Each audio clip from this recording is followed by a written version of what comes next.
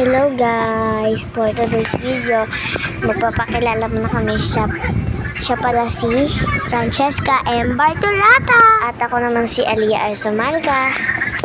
Ayun guys, maglilinis kami, malamang. At mama. Ayan guys, maglilinis ako.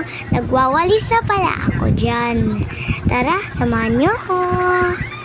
Ayan, nagwawalis na ako dyan.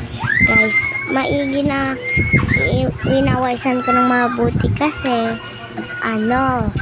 para malinis ang lapag namin. Ayan, tamang walis lang ako. Ayan, tas may naghahawak ng camera. Alam niyo ayun, si Alia Arzamalga. Siya yung tagahawak ng camera ko. Ayan, habang naglilinis ako dyan. Walis-walis. Ayan guys, itatapon ko lang to. And ayan guys. Magliligpit naman kami higaan. Ayan, tara na magligpit ng higaan. Ayusin pala yung higaan. Ayan, lagay ko muna yung kumot. Hinawakan ko yan muna. Tapos pinagpag-pag-pag ko.